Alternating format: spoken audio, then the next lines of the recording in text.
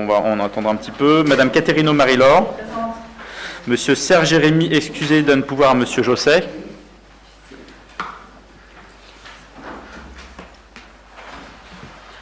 Ah, pardon. Je vais reprendre la bonne. C'est celle-ci. C'est bon. On était où? Marie-Laure Caterino, je crois que je t'ai déjà demandé. Hein. Ah, ça boucle plus. Serge Jérémy, donc ça c'était excusé, donne pouvoir Monsieur Josset. Madame Bardet Alice, présent. Monsieur Bernier Romain. Madame Boisard Léa, excusé, donne pouvoir à Madame Gultequin. Madame Pereira Frajman Sonia. Voilà. Monsieur Rémy Laville. Madame Marteau Elona, excusé, donne pouvoir à Monsieur Henquin. Monsieur Josset Geoffrey. Madame Fernandez Sophie. Monsieur Moser Alain, qui n'avait pas entendu. Bon, bah, il s'est pas. Ah, d'accord. Madame Iglesias Catherine. Monsieur Lex Jean-François, excusé, donne pouvoir à Madame Iglesias. Madame Belle Frédéric. Madame Maud Omis, excusé, donne pouvoir à Monsieur le maire. Madame Thiedresse Valérie. Madame Zelt Anne-Marie. Monsieur Dulst Karl. Bon. On verra s'il revient après. Monsieur Ménera Thierry. Monsieur Croquet Nicolas. Et puis Monsieur Moser qui vient d'arriver. Monsieur Henquin. Monsieur Henquin, il est présent. Ah, oui. Eh bien oui, Monsieur Henquin est présent. Eh bien, je vous propose de désigner un ou une secrétaire de séance. Comme souvent, je vais proposer à Madame Bardet de nous rejoindre. Est-ce qu'il y a des objections? Non? Eh bien, je propose à Alice de nous rejoindre.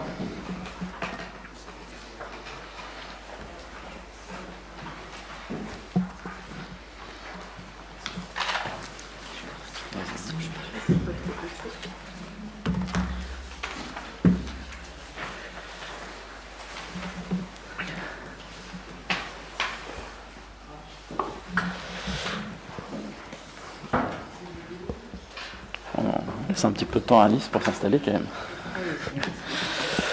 Donc je vous fais état en fait des informations du maire, donc le compte-rendu des décisions prises par le maire dans le cadre de l'exercice des délégations permanentes. Et donc ce qui vous était évoqué notamment, donc c'était pardon.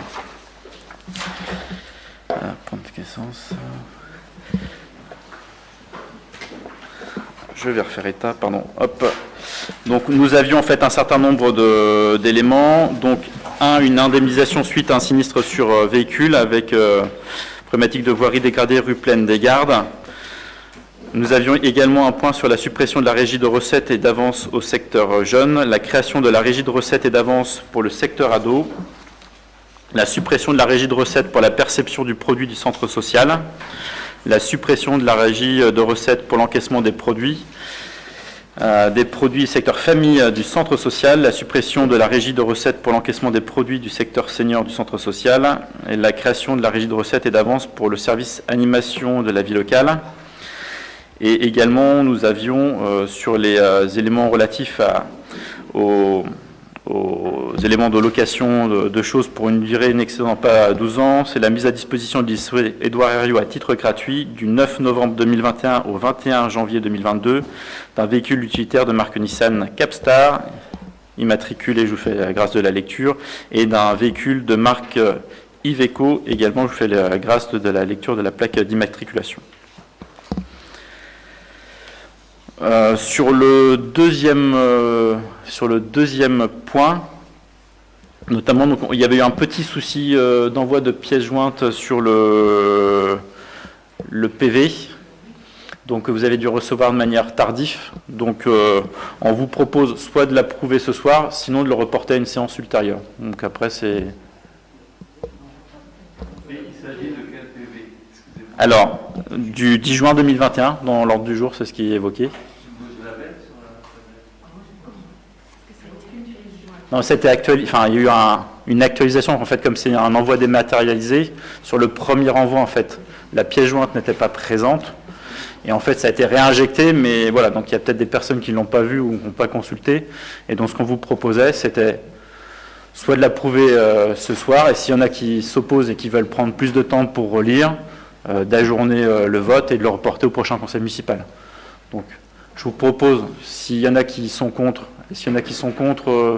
le vote ce soir. Non? On peut l'approuver ce soir? Oui?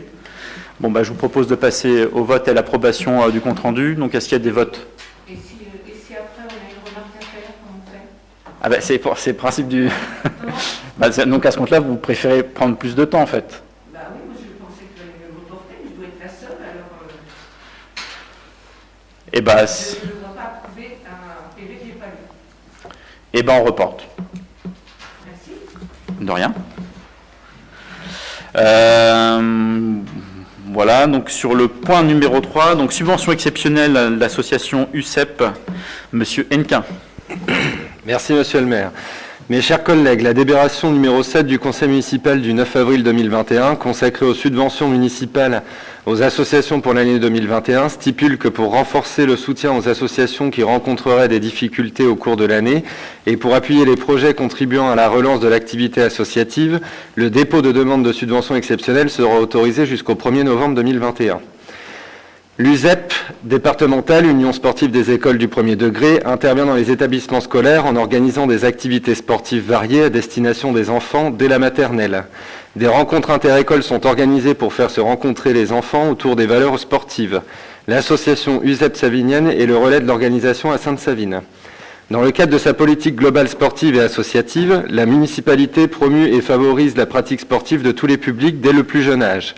L'objectif étant de favoriser le lien social et le dynamisme, le tissu associatif local à travers le sport. La ville souhaite donc accompagner les écoles saviniennes dans la promotion et le développement de la pratique sportive en subventionnant l'association USEP Savinienne afin qu'elle prenne en charge leur adhésion à l'USEP de l'Aube pour les 3 années à venir. Au titre de l'année 2021-2022, l'USEP Savinienne sollicite ainsi une subvention exceptionnelle de 2 650 € correspondant à l'adhésion des écoles maternelles et élémentaires à l'USEP départementale. En contrepartie du versement de cette subvention, l'USEP Savinienne et l'USEP départementale s'engagent à accompagner les écoles saviniennes publiques dans l'obtention et la mise en œuvre du label Génération 2024. C'est donc l'équivalent du label Terre de Jeux 2024 pour les écoles.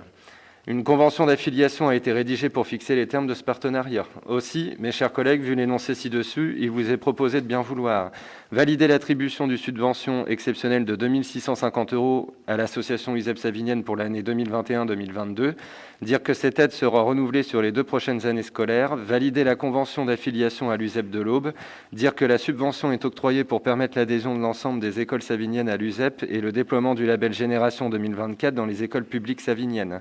Autoriser Monsieur le maire à faire les démarches nécessaires et à signer toute pièce utile. Merci. Est-ce qu'il y avait des commentaires sur ce rapport? Non. Je vous propose de passer au vote. Est-ce qu'il y a des votes contre? Des abstentions? Adopté à l'unanimité, je vous remercie. Point numéro 4, animation de la vie locale, mise à jour du règlement de l'accompagnement scolaire. Madame Keane. Merci Monsieur le maire. Mes chers collègues, le service animation de la vie locale propose un service d'accompagnement à la scolarité afin de soutenir les élèves saviniens des classes élémentaires et les collégiens dans leur apprentissage et de les consolider dans leurs connaissances. Ce service est dispensé dans le cadre du contrat local d'accompagnement à la scolarité établi entre la ville et la caisse d'allocation familiale et en lien avec les équipes enseignantes des établissements scolaires de la ville pour garantir un suivi adapté aux besoins de chaque enfant. Les séances ont lieu chaque soir de la semaine, sauf le mercredi, en petits groupes encadrés par des éducateurs et bénévoles sur le site de la Maison des Viennes. Aussi, mes chers collègues, il vous est proposé de bien vouloir valider la mise à jour du règlement intérieur du service d'accompagnement à la scolarité, dire qu'il sera applicable durant l'année scolaire 2021-2022 et autoriser Monsieur le maire à faire les démarches nécessaires et à signer toutes pièces utiles. Merci beaucoup. Est-ce qu'il y avait des commentaires sur ce rapport? Non. Je vous propose de passer au vote. Est-ce qu'il y a des votes Contre? Des abstentions?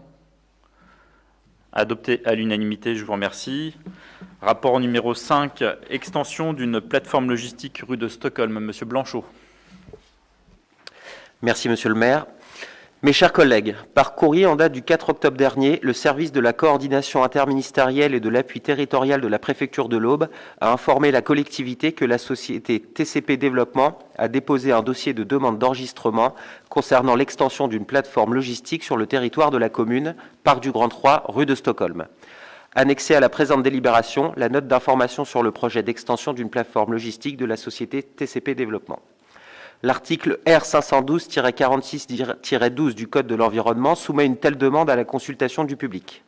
Par arrêté préfectoral, Monsieur le préfet de l'Aube a prescrit à l'ouverture de la consultation du public qui se déroule depuis le vendredi 29 octobre jusqu'au vendredi 26 novembre.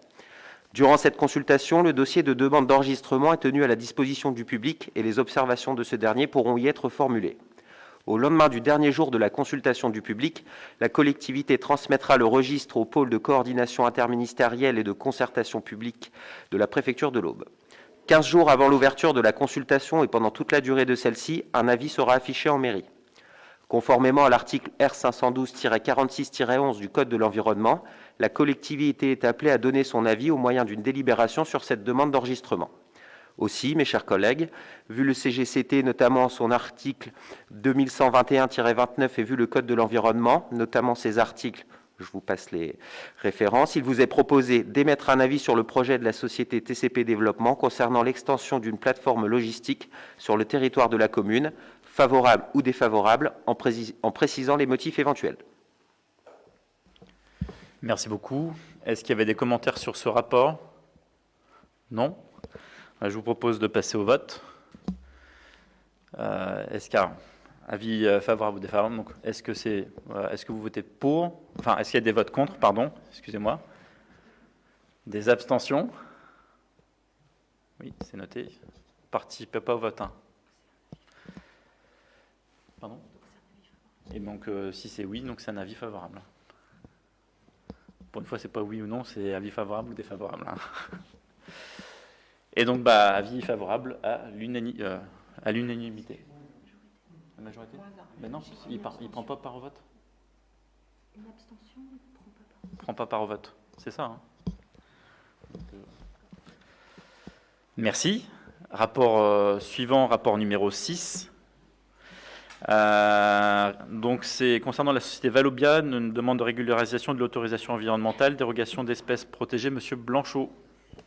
Merci, Monsieur le maire. Mes chers collègues, par délibération du 30 juin 2015, le comité syndical du syndicat départemental d'élimination des déchets de l'Aube, SDEDA, a acté le principe d'une délégation de service en vue de la construction et l'exploitation d'une unité d'incinération des déchets ménagers et assimilés par traitement thermique.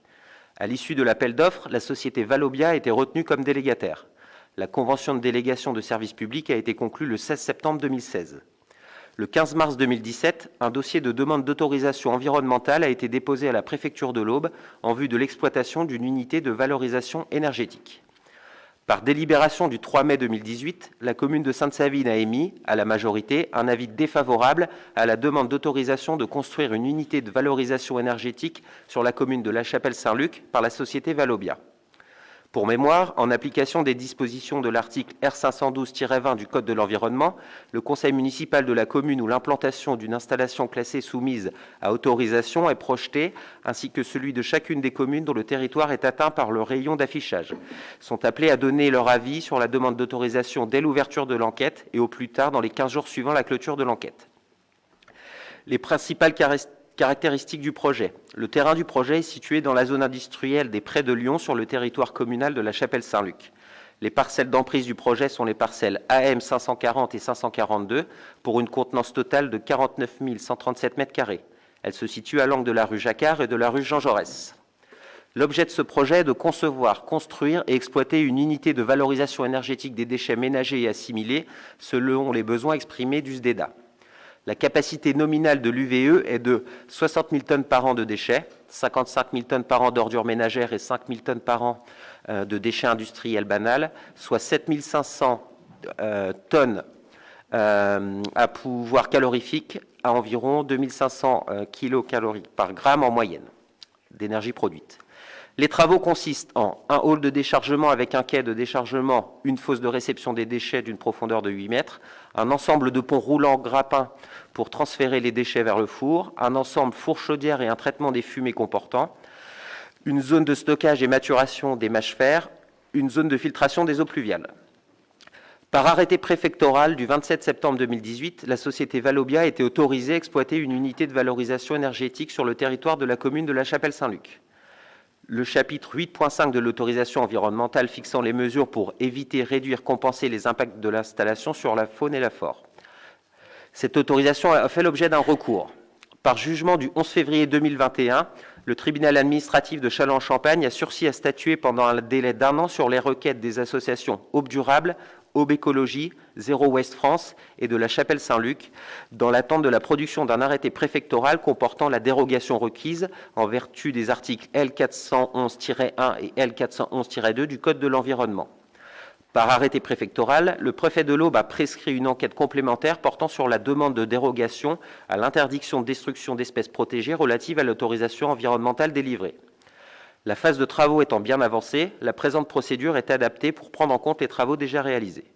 Vous trouverez, jointe à la présente délibération, une note d'information relative à la demande de dérogation à l'interdiction de destruction d'espèces protégées de la société Valobia. Conformément à l'article R512-46-11 du Code de l'environnement, la collectivité est appelée à donner son avis au moyen d'une délibération sur cette demande d'enregistrement. Aussi, mes chers collègues, vu le CGCT et vu le Code de l'environnement notamment, il vous est proposé d'émettre un avis favorable ou défavorable en précisant les motifs éventuels sur la demande de dérogation à l'interdiction de destruction d'espèces protégées relative à l'autorisation environnementale délivrée à la société Valobia par arrêté préfectoral du 27 septembre 2018. Merci. Est-ce qu'il y avait des commentaires sur ce rapport? Oui. Monsieur Moser. Oui, je pense qu'il est nécessaire d'avoir des commentaires sur ce rapport. On ne peut pas le prendre tel qu'il est. En matière... donc je rappelle qu'effectivement, et c'est dans la délibération, c'est très bien que la précédente municipalité avait voté contre cette construction. Bon, on ne va pas revenir sur le projet, sur toutes les raisons, etc.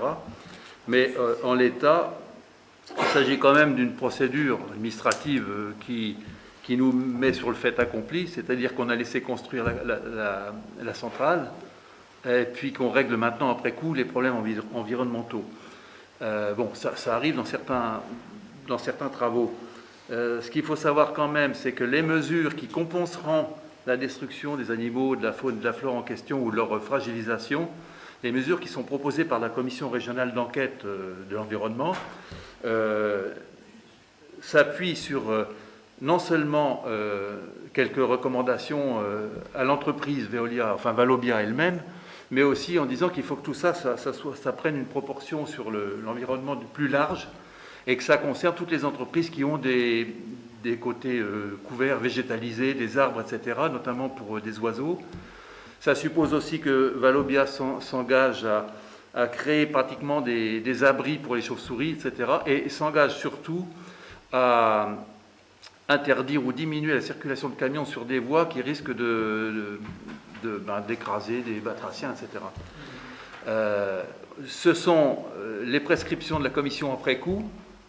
Je ne suis pas sûr que l'entreprise les suive et je ne suis pas sûr qu'il y ait vraiment une surveillance et une préoccupation à ce niveau-là. Et moi, je trouve que être mis comme ça sur le fait accompli, devoir régulariser après coup une approche de l'environnement, ça ne me satisfait pas, donc je pense que mon groupe votera un avis défavorable. Merci. Alors, Monsieur Hennequin. En construisant l'incinérateur de la Chapelle-Saint-Luc en 2018, ils oublient, entre guillemets, de demander l'autorisation pour détruire certaines espèces protégées potentiellement présentes, comme le disait Alain, donc des hérissons, des lézards, de la faune et de la flore.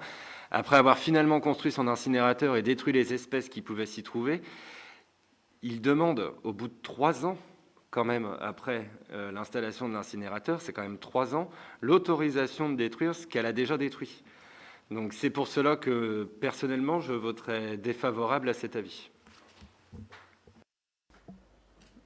Monsieur Vernier. Je rejoins un petit peu mes collègues en fait. Je pense qu'on a tous compris j'enlève mon masque, ça concerne en fait la régularisation d'une procédure. En gros, on autorise Valobia en fait à dégommer des espèces qui ont déjà été dégommées par principe. Donc je ne vois pas trop l'intérêt de cette délibération, sinon de régulariser une procédure.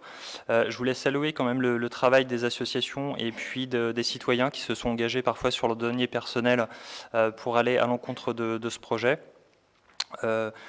Cet incinérateur, pour l'appeler tel qu'il est, c'est un pansement et ça ne règle pas pour moi la question beaucoup plus globale du traitement des déchets. Donc ce n'est pas la faute du SDEDA, je pense que c'est une faute collective et c'est surtout un sujet collectif dont les collectivités doivent s'emparer. Sur les départements, il y a encore des communes qui ne collectent toujours pas les déchets verts. Donc les déchets verts sont des déchets compostables, ça comporte à peu près 30% de nos déchets ménagers. Donc je pense que la question de l'incinérateur ou de l'enfouissement, de quelque solution que ce soit, doit arriver en toute fin. Je pense que c'est quand on a déjà brassé toutes les solutions possibles, y compris la non-production des déchets. Je pense que le meilleur moyen de ne pas en produire, de ne pas en mettre dans ses poubelles, c'est surtout de ne pas en produire. Ça vient vraiment à la toute fin. Je ne suis pas sûr que l'enfouissement, de creuser un trou pour mettre des déchets rebouchés, ça soit une meilleure solution que l'incinérateur. En tout cas, ça doit arriver en toute fin. Donc sur le principe, je suis contre. Je me méfie aussi des intitulés, l'appeler unité de valorisation énergétique. Je pense qu'il faut simplement l'appeler incinérateur. J'entends certains élus locaux parler limite d'énergie vertueuse ou d'écologie vertueuse parce qu'avec des déchets, on en produit de l'énergie. Je pense que là, on est en plein syndrome de Stockholm. Et c'est une question qui est importante, le traitement des déchets. En tout cas, je pense que cet incinérateur est limite surdimensionné par rapport à nos capacités. Et étant donné que le modèle économique et de mode de fonctionnement de cet incinérateur consiste à être toujours alimenté en déchets et en déchets, je ne vois pas comment politiquement, je pense qu'il va falloir être très courageux pour engager, que ce soit au niveau de Trois-Champagne Métropole, des agglomérations du département, etc., des politiques vraiment ambitieuses de réduction des déchets, sachant que le modèle économique de cet équipement consiste justement à être alimenté en déchets. Donc je pense qu'il faudra vraiment être courageux pour prendre des positions contre. Donc voilà, il est limite nourri avec les déchets de l'extérieur, donc je suis un peu voilà. Donc je voterai un avis naturellement défavorable à ce projet. Merci. Anne-Marie. Merci, monsieur le maire. En fait, nous, à l'époque, notre groupe avait voté pour l'UVE, donc et on n'était pas les seuls. Jean-Jacques Arnaud nous avait d'ailleurs accompagnés dans ce vote. C'était assez rare, mais on avait voté ensemble. Et je ne vais pas déjuger, et je suis responsable de ce que je pense, donc je m'abstiendrai. Mais il y a aussi un fait, c'est qu'à l'époque, il faut se resituer. Ce projet était né d'UVE autour des années 2010-2012. Et on estimait que les unités d'enfouissement de Saint-Aubin et de Montreuil étaient à saturation. Saint-Aubin, pas encore, mais Montreuil, on y est. Et donc, je pense qu'il y a eu une décision des élus qui était de cette époque. Donc, aujourd'hui, on est dans un nouveau contexte. Effectivement, Romain a raison, il faudra réfléchir. En tout cas, cette UVE existe et donc nous nous abstiendrons, monsieur le maire. Merci. Monsieur Croquet. Pour ma part, je vais voter un vote défavorable, déjà pour toutes les raisons qu'on vient de citer, et aussi que nous mettre devant le fait accompli d'événements qui sont déjà produits et nous demander de régulariser la chose après coup, c'est pas logique. Donc voilà. Monsieur Moser, non, je vous l'ai vu. Allez-y. Très rapidement, je rappelle qu'on est dans un département où les politiques vis-à-vis de l'environnement n'ont rarement été des priorités. Ça, c'est clair. Et qu'on paye le manque d'anticipation que Mme Zels vient de citer par rapport à l'enfouissement, alors qu'on savait depuis longtemps qu'il serait interdit, qu'il serait de plus en plus cher, parce que la TGAP va augmenter très fortement. D'ailleurs, la TGAP de l'UVE va augmenter aussi très fortement au fil des années. Donc, ce projet a été conçu au départ, effectivement, il y a une dizaine d'années avant sa construction, mais c'est un projet qui était en décalage. par rapport à ce qu'on pense maintenant, effectivement. Mais c'est surtout, j'ai rencontré d'autres départements, puisque j'étais assez branché sur ce dossier-là, y compris à TCM, où l'anticipation avait permis d'éviter de construire de grosses unités comme ça et où le traitement des déchets était beaucoup plus avancé, y compris au niveau de la population. Il y a quand même un ensemble qui n'a pas amené une situation sereine pour l'Aube. Merci. Est-ce qu'il y avait d'autres commentaires sur ce point? Non, comme ça a pu être évoqué, effectivement, même si l'unité est l'incinérateur, on va appeler ce qu'il en est, hein, ce n'est pas une unité de valorisation énergétique, c'est un incinérateur. Le bâtiment est existant. Si on est appelé à délibérer ce soir, c'est quand même aussi, effectivement, comme le soulignait M. Bernier, grâce à des associations, enfin voilà, en tout cas au secteur associatif et environnemental qui s'est mobilisé contre cet équipement. Cet équipement existe. Malheureusement, je dirais, dans un dimensionnement effectivement qui n'était peut-être pas,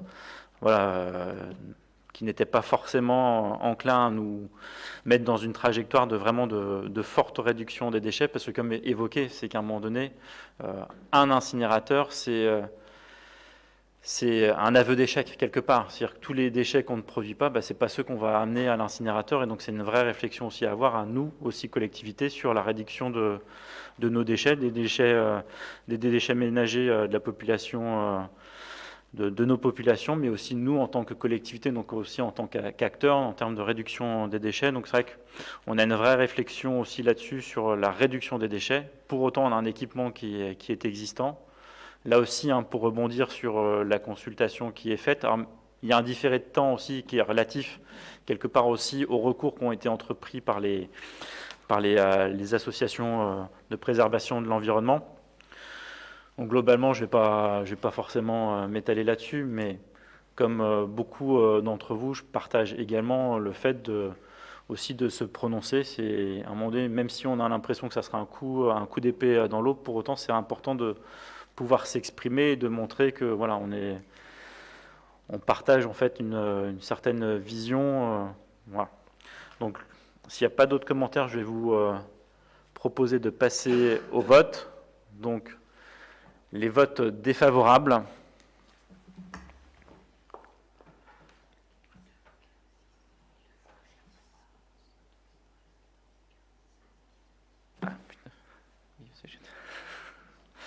Ça fait un peu bizarre comme posture. Hein.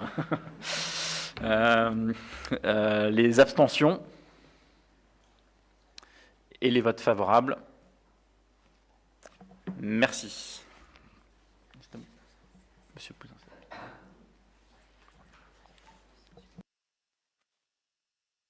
Rapport suivant.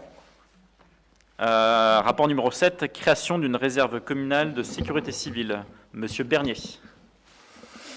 Merci, Monsieur le maire.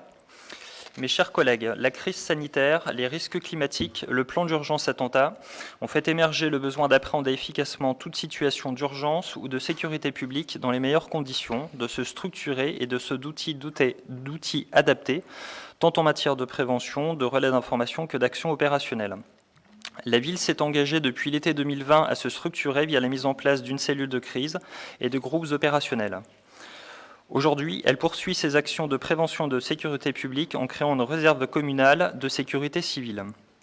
La loi du 13 août 2004 de modernisation de la sécurité civile souligne notamment que la sécurité civile est l'affaire de tous. La loi précise également que si l'État est son garant au plan national, l'autorité communale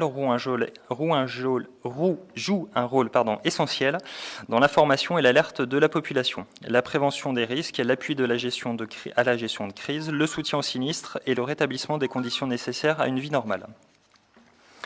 Concrètement, les habitants membres d'associations ou professionnels, corps médical, artisans, pourront se porter volontaires pour intégrer la réserve communale. Il s'agit de constituer un groupe opérationnel structuré, composé de citoyens volontaires et de bénévoles pouvant être mobilisés en appui de la ville et des pouvoirs publics pour accompagner, prévenir ou participer activement à la gestion de crise, catastrophes naturelles et ou actions de prévention et de sensibilisation sur le territoire communal. Tous les profils, corps médical, retraités de la fonction publique hospitalière, anciens gendarmes, professionnels, citoyens engagés peuvent se rendre utiles. Les volontaires peuvent aussi intégrer un réseau de bénévoles actifs qui pourra renforcer l'action de la ville, notamment lors d'événements festifs ou de premier plan, où les bonnes volontés sont toujours les bienvenues. Une volonté de miser sur les forces vives et le sens civique des Saviniens. Cette réserve de sécurité civile a vocation à agir dans le seul champ de compétences communales en s'appuyant sur les solidarités locales. Elle ne vise en aucun cas à se substituer ou à concurrencer les services publics de secours d'urgence. De la même manière, son action est complémentaire et respectueuse de celle des associations de sécurité civile, caritatives, humanitaires ou d'antenne.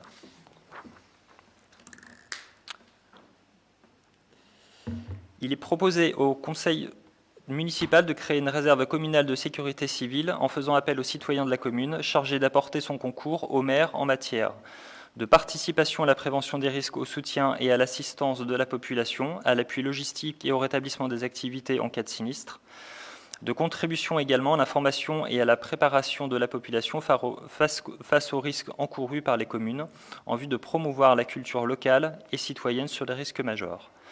Un arrêté municipal ainsi qu'un règlement antérieur en précisant les missions et l'organisation.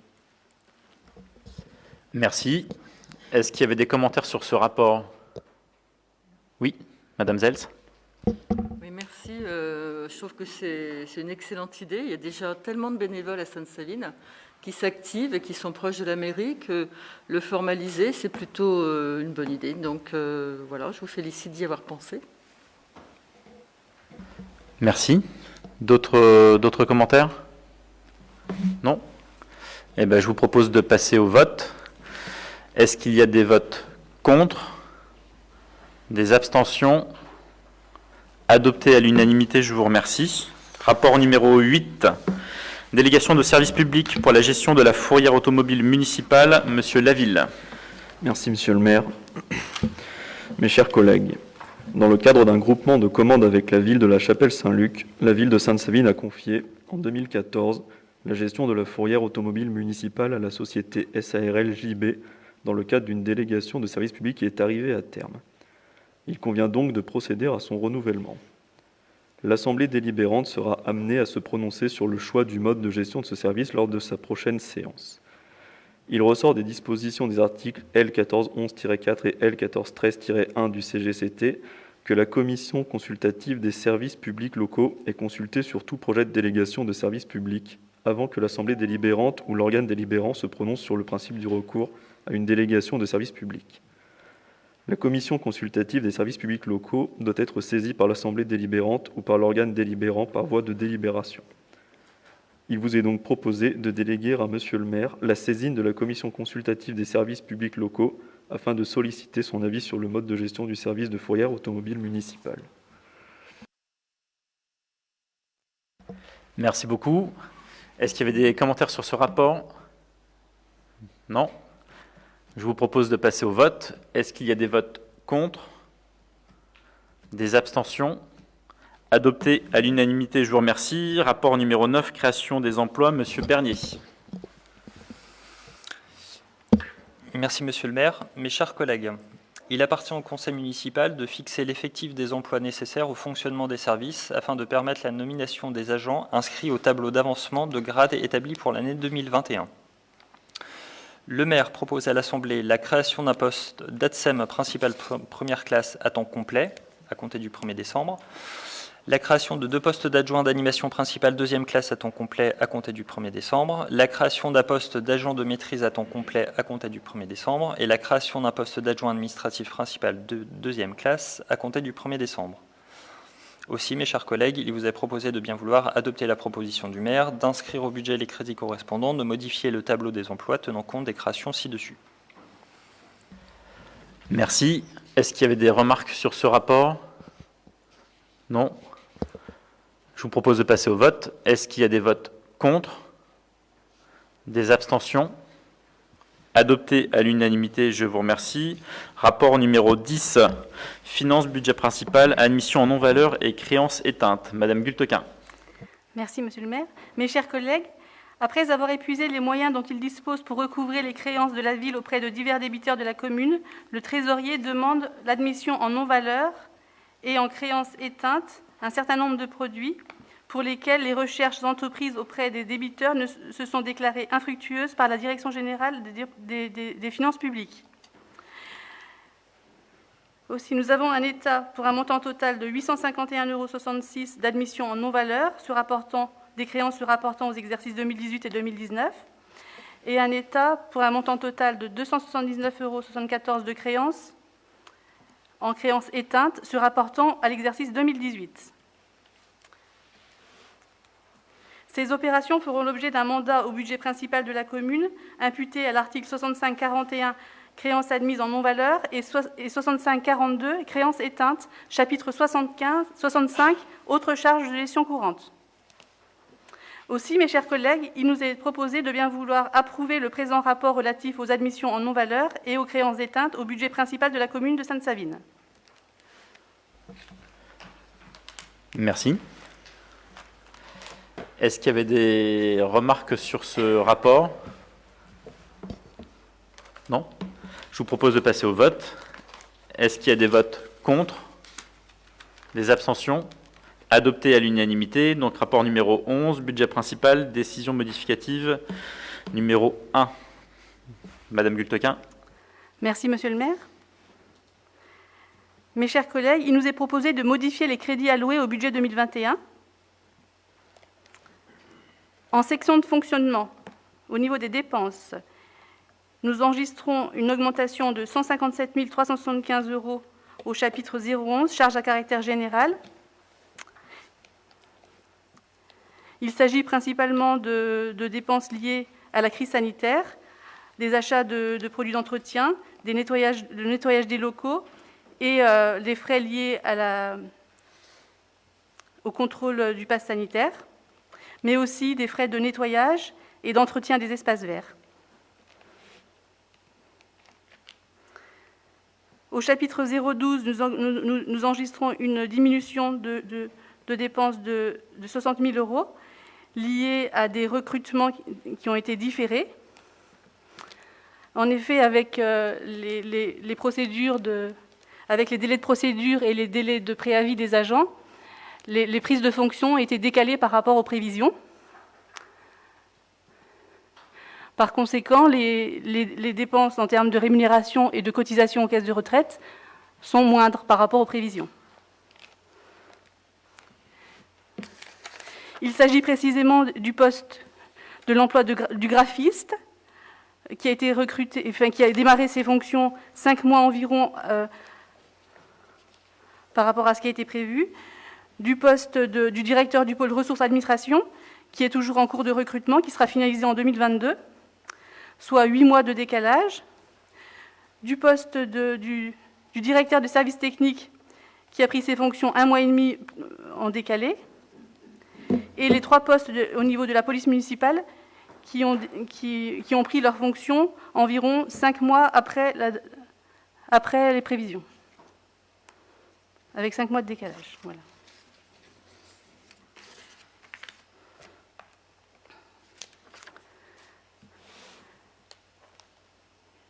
Au niveau des recettes de fonctionnement, nous enregistrons une diminution de 78 924 € au chapitre 73, impôts et taxes, et une augmentation de 1 954 € au chapitre 74, dotations et participations. Le budget avait été établi en fonction avec des montants estimés. Les montants de l'État ne nous étaient pas encore parvenus. Il s'agit d'ajuster les sommes au montant notifié.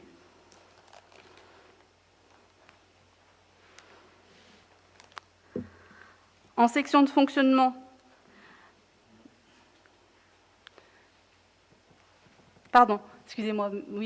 en section d'investissement, nous enregistrons une diminution de dépenses de 128 240 € au niveau de l'aménagement du territoire. C'est l'opération numéro 12. La dépense concerne la reconstruction du pont Bolbert. Seule la maîtrise d'œuvre sera réalisée en 2021.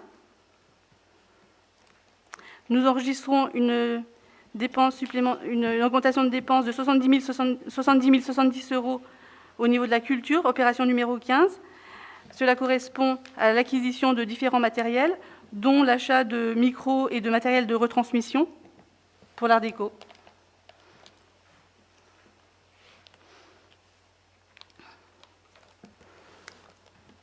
En recettes de fonctionnement, d'investissement, nous enregistrons une augmentation de 24 175 € au chapitre 13, subvention d'investissement, qui correspond pour 12 000 € à un bonus écologique pour l'achat de 3 véhicules électriques et 12 175 € d'ajustement à la notification reçue pour les amendes de police.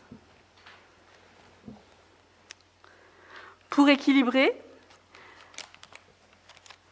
nous diminuons le chapitre 023 des dépenses de fonctionnement et le chapitre 021 des recettes d'investissement de 114 345 €. Aussi, mes chers collègues, il nous est proposé de bien vouloir modifier les crédits alloués au budget 2021 tels que présentés.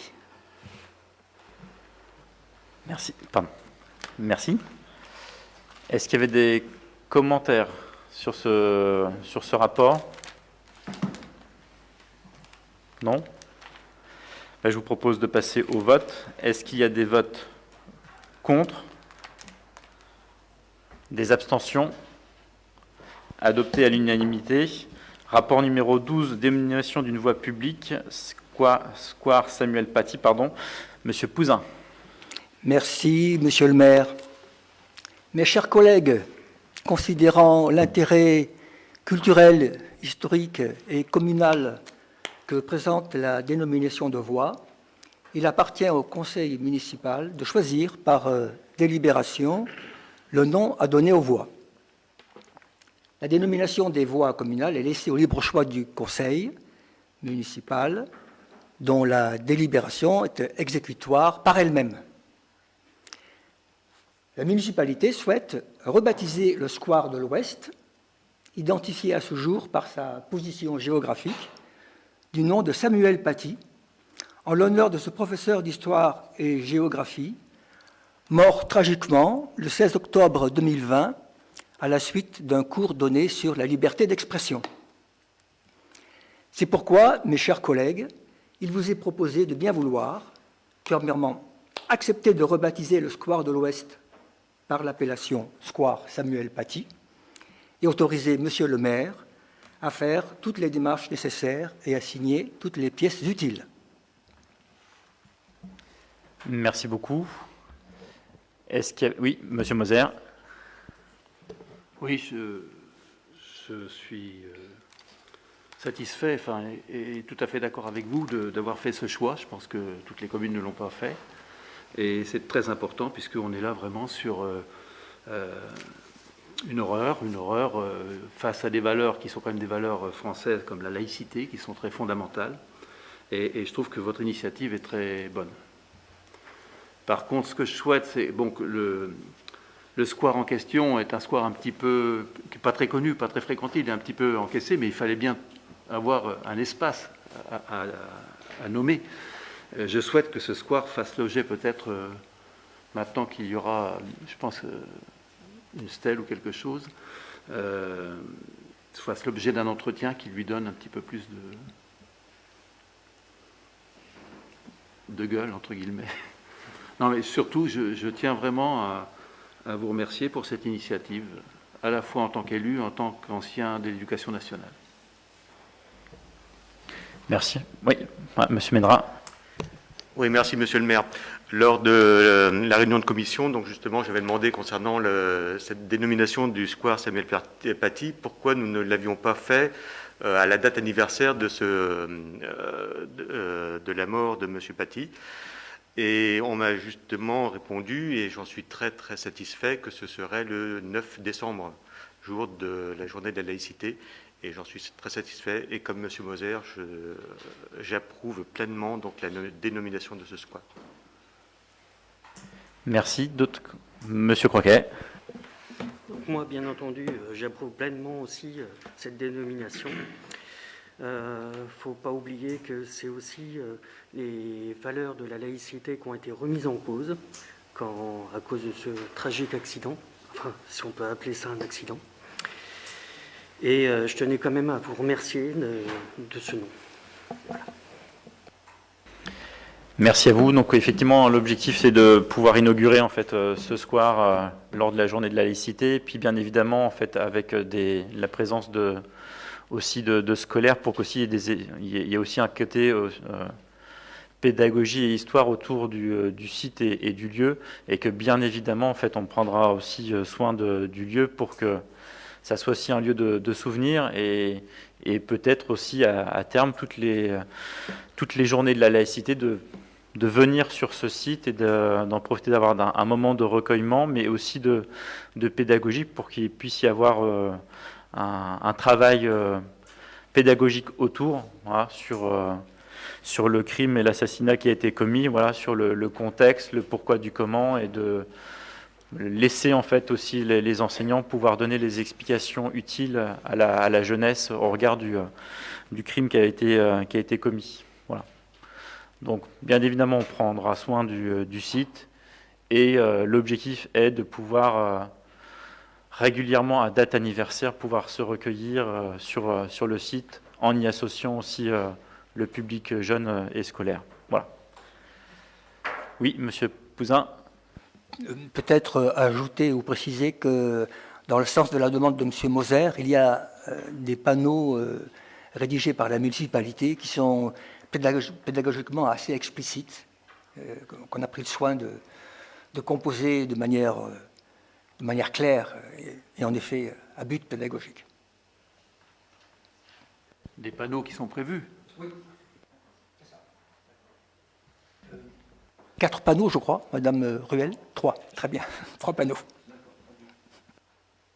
Merci. D'autres commentaires? Non. Je vous propose de passer au vote. Est-ce qu'il y a des votes contre? Non. Des abstentions? Adopté à l'unanimité, je vous remercie. Et donc, bien évidemment, rendez-vous le 9, en tout cas, vous recevrez les invitations à ce sujet. Rapport numéro 13, délibération modificative, cession de parcelle à la SCI YG Savipol. Monsieur Blanchot. Merci, Monsieur le maire. Sans transition aucune avec le sujet précédent. Mes chers collègues, la SCI YG Savipol, Société AG Propreté Service, nous a fait part de son souhait d'acquérir la parcelle AM 119 d'une surface de 1071 m², ainsi qu'une partie de la parcelle AM 121 d'une surface d'environ 450 m², au lieu dit la Croix-Labigne à Sainte-Savine, dans le but d'étendre son activité. Le service des domaines a estimé la valeur de ces terrains dans son avis du 17 décembre 2020 au prix de 8,50 € le m², soit 12 928,50 € pour l'ensemble des parcelles requises. La SCI YG Savipol nous a confirmé vouloir acquérir ces terrains au prix fixé par le service des domaines et prendre en charge et à sa charge tous les frais annexes liés à la transaction, frais de notaire, de bornage. Après intervention du géomètre, les surfaces objets de la transaction ont été actualisées et portées à 1543 m². Il convient dès lors de modifier la délibération numéro 4 du 18 mars 2021 par laquelle le conseil municipal a autorisé la cession des terrains au bénéfice de la société SCI YG Savipol. Aussi, mes chers collègues, je vous propose de vendre à la SCI YG Savipol la parcelle AM 119 d'une surface de 1071 m², ainsi qu'une partie de la parcelle AM 121 d'une surface de 472 m², au lieu dit la Croix-Labigne à Sainte-Savine. Fixer le prix de la transaction conformément à l'avis du service des domaines à 13 115,50 € pour une surface totale de 1543 m². Précision faite que les frais annexes tels qu'énoncés ci-dessous seront entièrement supportés par l'acquéreur. Dire que les crédits issus de cette vente seront inscrits au budget communal et autoriser Monsieur le maire à signer l'acte de vente à intervenir, ainsi que toute pièce utile relative à cette opération. Merci beaucoup. Est-ce qu'il y avait des commentaires sur ce rapport? Non. Je vous propose de passer au vote. Est-ce qu'il y a des votes contre? Des abstentions? Adopté à l'unanimité. L'ordre du jour est éclusé. Pour autant, nous avions reçu deux questions. Une question dans les délais, une autre hors délai, mais pour autant, on va essayer d'y répondre, de M. Moser. Donc, je ne sais pas si vous vouliez en faire lecture, vous. Ou... Eh ben, je Je vous laisse faire lecture de votre question. Merci. Bien, cette question concerne l'action municipale menée cet été sur le site de l'ancienne piscine, action à laquelle nous étions favorables. Donc ma question, c'est une demande d'information, ce n'est pas une question à visée polémique du tout. Il faut que ce soit très clairement exprimé. Donc quel est le bilan de l'action municipale menée cet été sur le site de l'ancienne piscine? Alors je vous demande beaucoup de choses, peut-être que vous n'avez pas toutes les réponses. Bilan des activités et animations menées, qui ont été diverses et exercées soit par des personnels de la municipalité, soit par des intervenants, soit par des artistes, etc. Bilan de la fréquentation, d'une part la fréquentation régalienne, l'enfant des accueils de loisirs, les enfants des accueils de loisirs, etc. C'est le transfert que vous avez fait éventuellement avec des groupes pendant les vacances, et bilan de la fréquentation du public direct des familles, etc. sur certains événements. Bilan du coût des aménagements et autres mises en conformité qui étaient faits en amont, donc avec les services municipaux et des entreprises privées, et donc tout ce qui concernait le site, les bâtiments, etc. Et bilan du coût de fonctionnement de cette action, charges matérielles et salariales, pour avoir une idée assez précise de la charge que représente aussi cette action. Alors peut-être n'avez-vous pas tous les éléments de réponse pour l'instant. C'est une des premières choses aussi qu'on a faites à l'issue du terme de l'exploitation du site pendant l'été, c'était de faire aussi un bilan financier humain. Je vais laisser M. Blanchot préciser un petit peu le détail, puisque voilà, on a saisi votre question pour pouvoir y apporter la réponse. Merci, Monsieur le maire. J'ai préparé un petit texte de réponse, comme ça me paraissait plus opportun. Le bilan de la réouverture du site de l'ancienne piscine est très positif au vu du retour sur place, des commentaires dans la presse ou sur les réseaux sociaux. À titre liminaire, je rappelle que le site était fermé depuis 2015, soit 6 ans. En une année de mandat, nous avons réussi à réinvestir les lieux pour les Saviniens. Vous vous êtes d'ailleurs exprimé personnellement en ce sens dans le dernier journal municipal en indiquant que les Saviniens ont pu profiter des animations appréciées sur le site de la piscine. Le public a donc été très sensible à cette initiative, très heureux de pouvoir pénétrer à nouveau sur le site, mêlé entre un sentiment de nostalgie et une volonté active de participer à la consultation citoyenne mise en place pour imaginer le futur. À ce titre, plus de 250 idées ont pu être collectées pour imaginer la prochaine destination du lieu qui sera utile à tous nos concitoyens. L'idée de reprendre en main ce site est partie d'un constat simple. La ville disposait d'un écrin de verdure en cœur de ville, permettant d'organiser et de proposer des animations extérieures à destination des Saviniens et de profiter d'un espace avec des jeux d'eau pour l'été.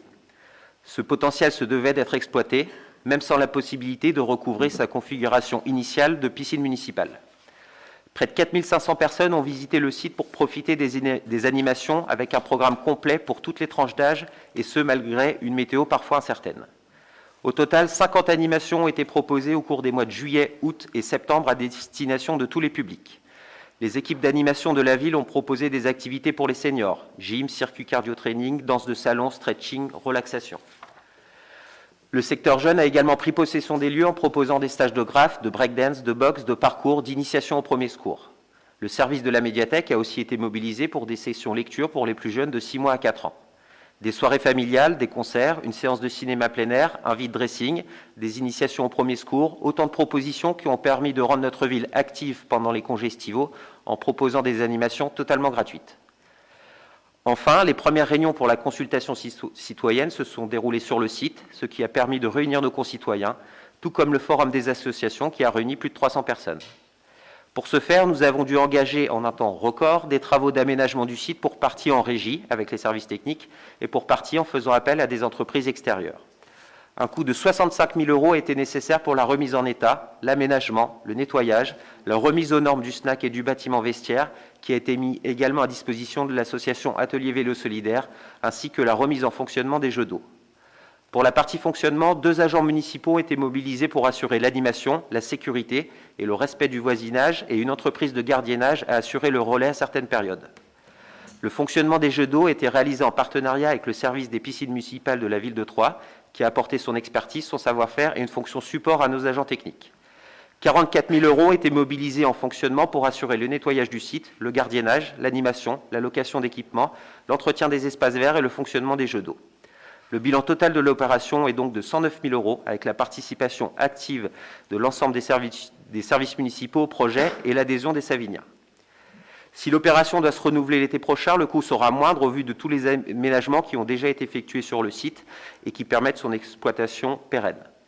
Enfin, je vous informe qu'une vente aux enchères de l'ensemble du matériel dédié à la piscine, désormais inutile à la collectivité, sera organisée dans le courant de l'année 2022 afin de valoriser les actifs de la ville et compenser les frais engagés dans ce projet. Ça satisfait vos... Voilà, pour le coup, le sujet était déjà travaillé, on avait...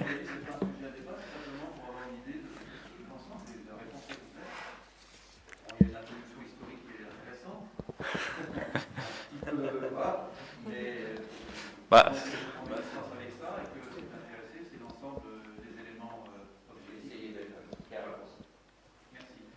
bon. Et puis sur la deuxième question que vous aviez évoquée, vous vouliez en faire les deuxième question que vous aviez envoyée, alors certes hors délai, mais sur le... Oui, vous aviez envoyé une question, non? Oui. Ah, bah c'est... Ou c'est un mail qui arrivait de manière... C'était une vieille question auquel on avait déjà répondu, donc... Bon, bah alors, donc voilà.